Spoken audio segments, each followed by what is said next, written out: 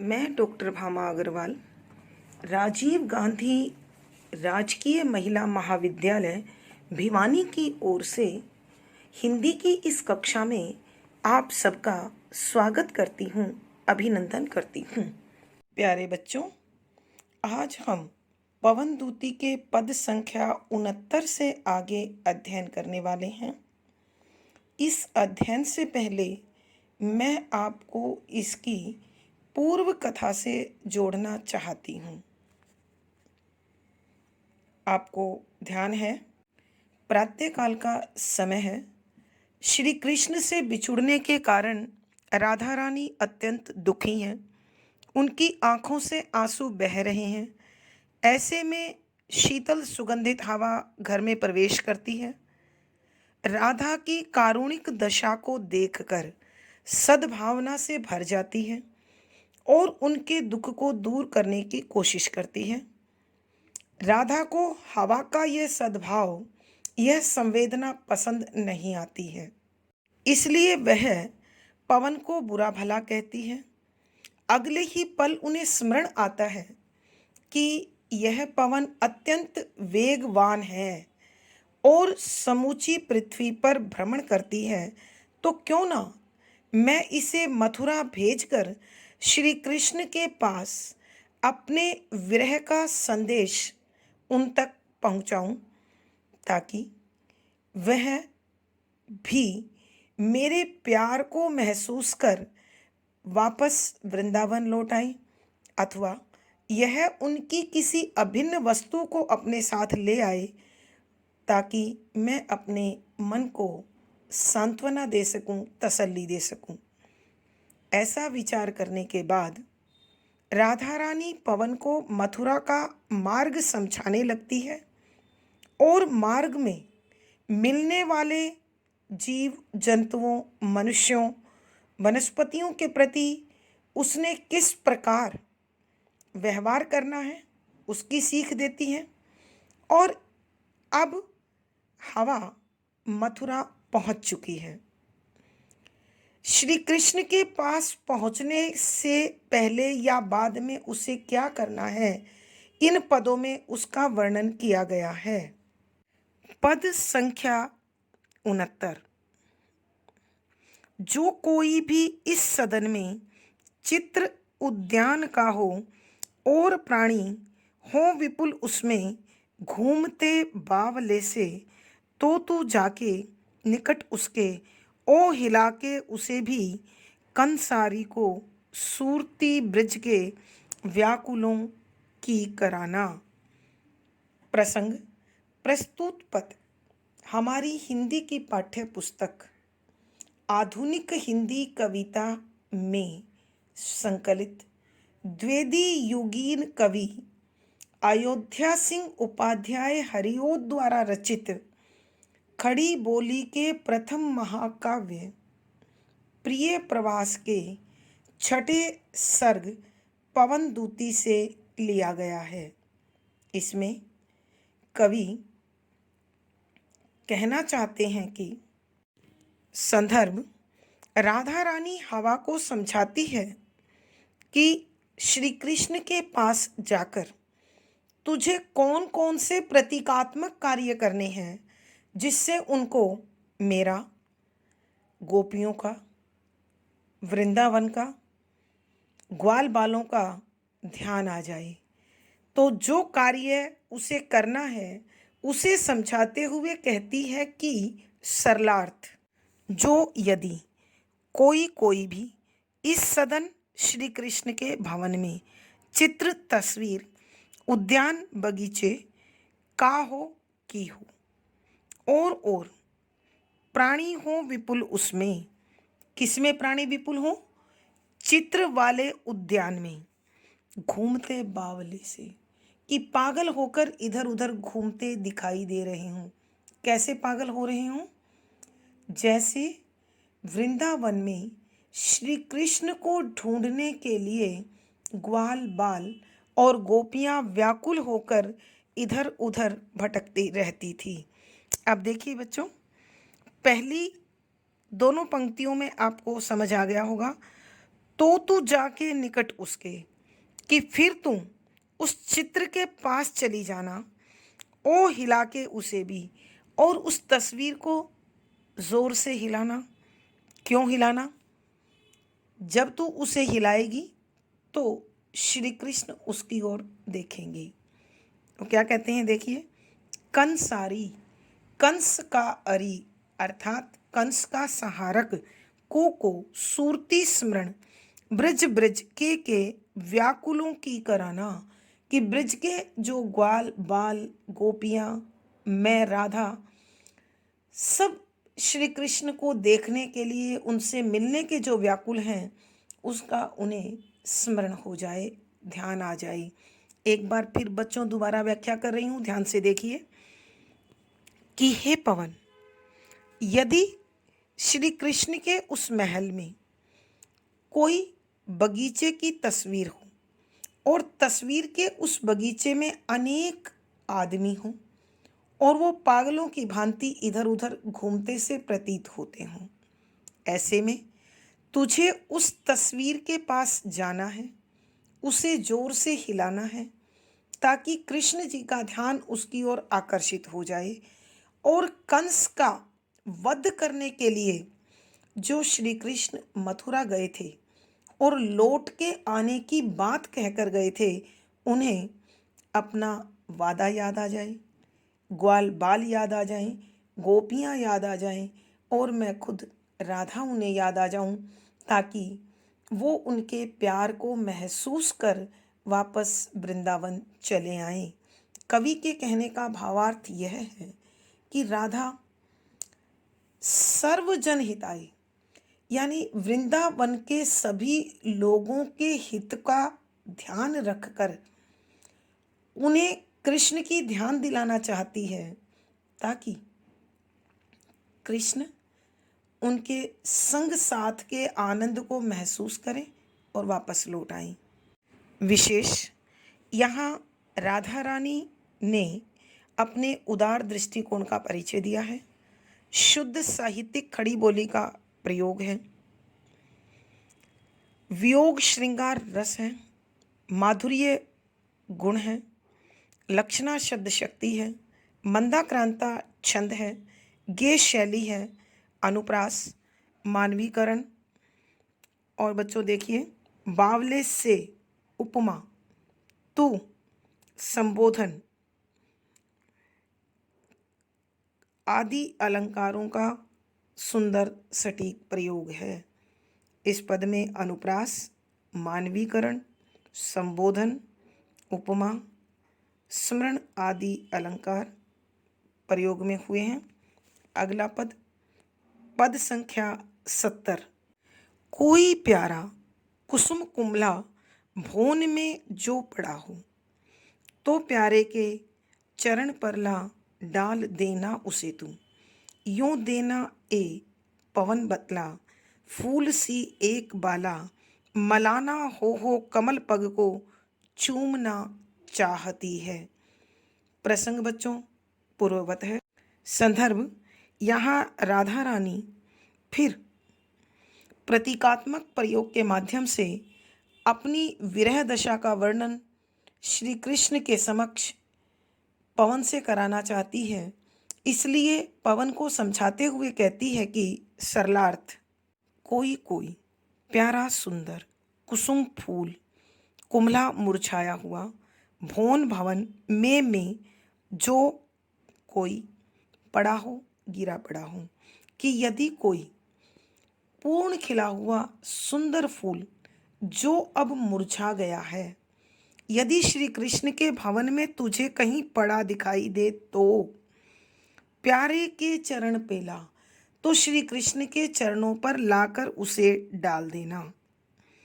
यूं देना, यूं इस प्रकार से देना देना, ए पवन बतला, कि हे वायु बता देना, फूल सी एक बाला, कि फूल के समान कोमल सुंदर मगर मुरझाई हुई, बाला लड़की किशोरी, मलाना दुखी होकर परेशान होकर, कमल पग को, कि श्री कृष्ण के कमल जैसे पैरों को चूमना चाहती है।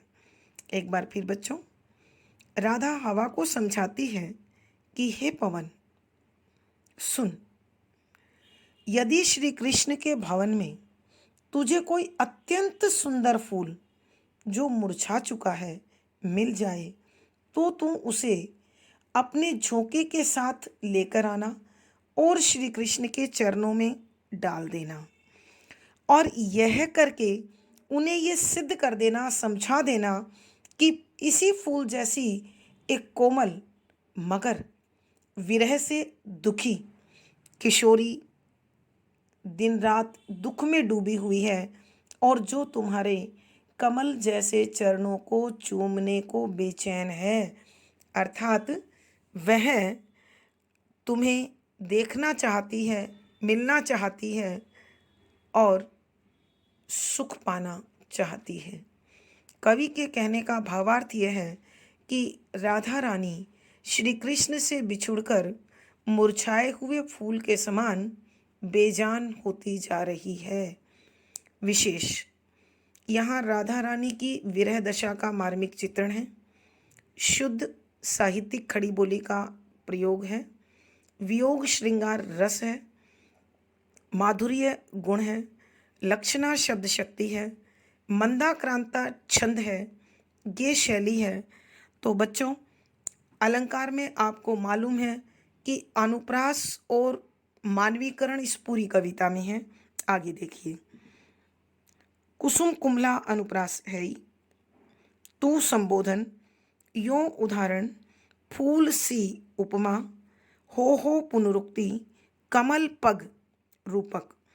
यानी इस पद में अनुप्रास, मानवीकरण, संबोधन, उपमा, रूपक, कारण, उदाहरण, पुनरुक्ति प्रकाश आदि अलंकारों का सुंदर सटीक प्रयोग हुआ है।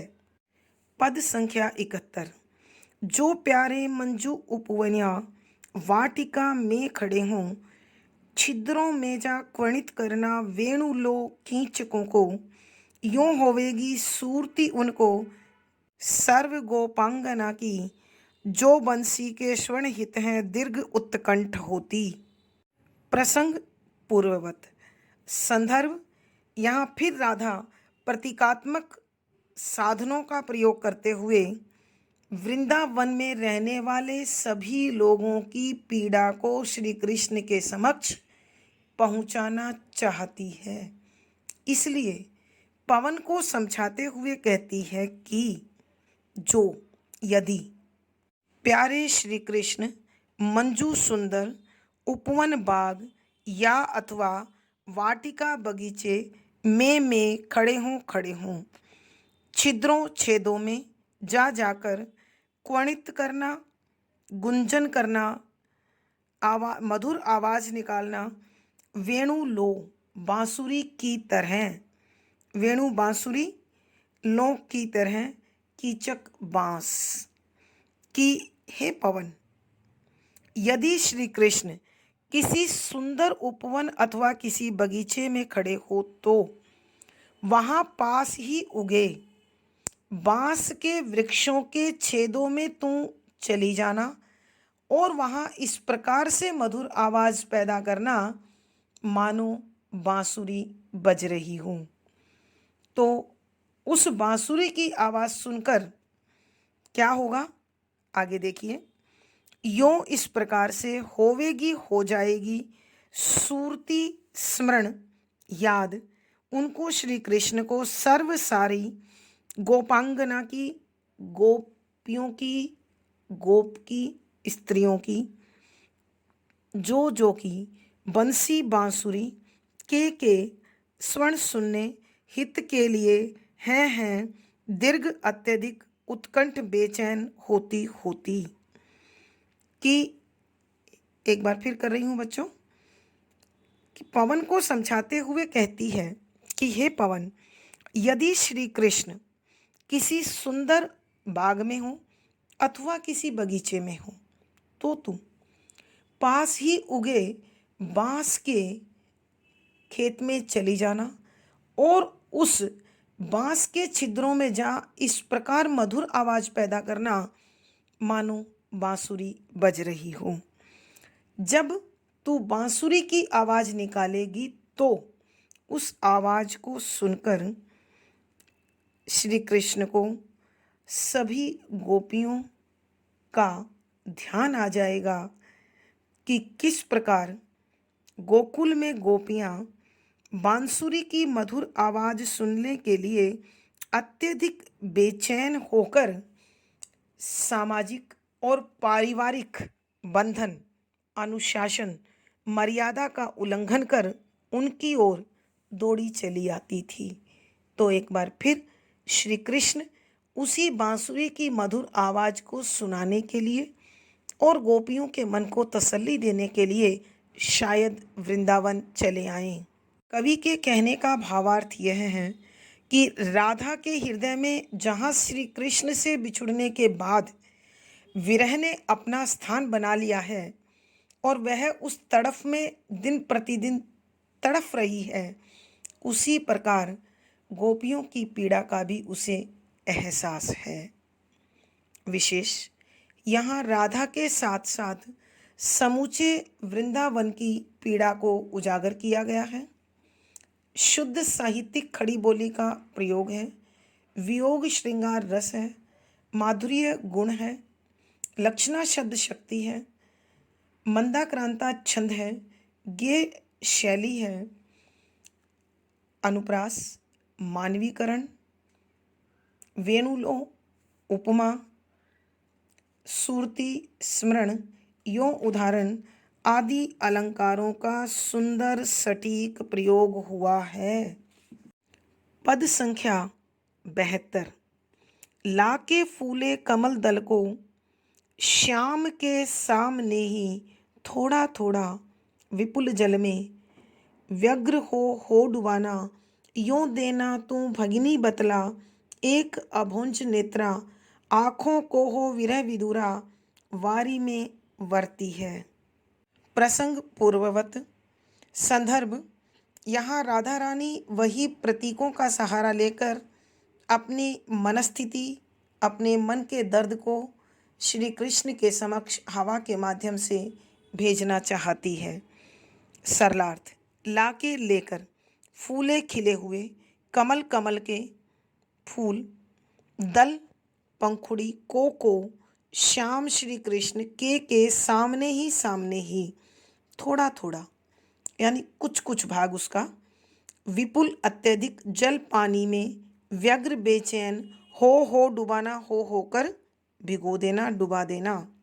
कि हे पवन, तू किसी खिले हुए कमल की पंखुड़ी को श्री कृष्ण की आँखों के सामने ले आना और उसे अत्यधिक जल में थोड़ा थोड़ा करके बेचैनी के साथ डुबोना और पानी से बाहर निकालना।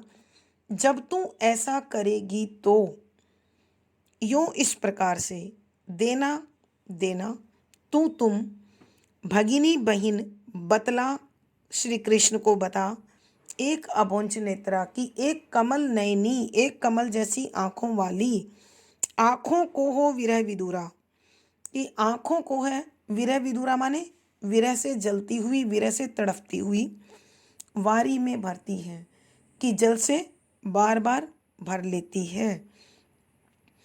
कि ऐसा कार्य करके हे बहन, तू श्री कृष्ण को ये बता देना कि वृंदावन में एक कमल नयनी किशोरी राधा है जो तुमसे बिछुड़ने के कारण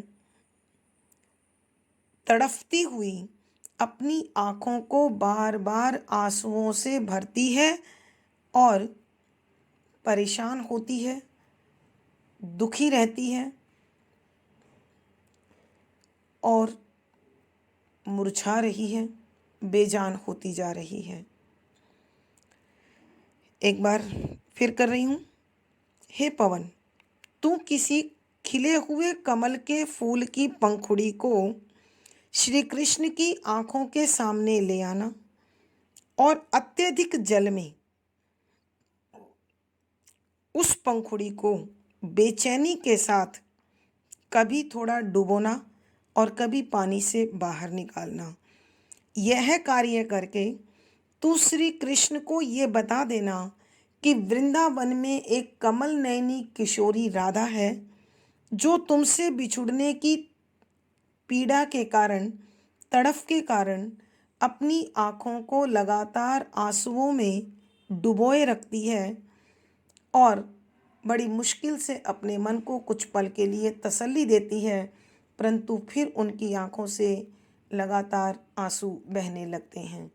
कवि के कहने का भावार्थ यह है कि राधा रानी अत्यंत चातुर्य के साथ, बुद्धि कौशल के साथ अपनी पीड़ा को पवन के माध्यम से बताना चाहती है। विशेष राधा रानी की विरह दशा का मार्मिक चित्रण है, शुद्ध साहित्यिक खड़ी बोली का प्रयोग है, वियोग श्रृंगार है, माधुर्य गुण है, लक्षणा शब्द शक्ति है, मंदाक्रांता छंद है, गेय शैली है। प्यारे बच्चों, अनुप्रास और मानवीकरण पूरी कविता में है तो यहाँ भी है। कमल दल पदमैत्री है, थोड़ा थोड़ा पुनरुक्ति प्रकाश है, हो फिर पुनरुक्ति प्रकाश है, तू संबोधन है, अभोंज नेत्रा रूपक है, विरह विदुरा फिर पदमैत्री है।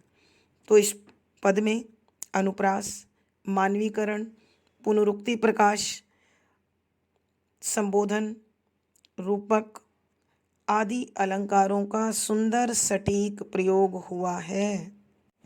आज की कक्षा में बस इतना ही। अगली वीडियो में फिर मुलाकात होगी। आशा है मुझे आपको ये विषय स्पष्ट हो गया होगा।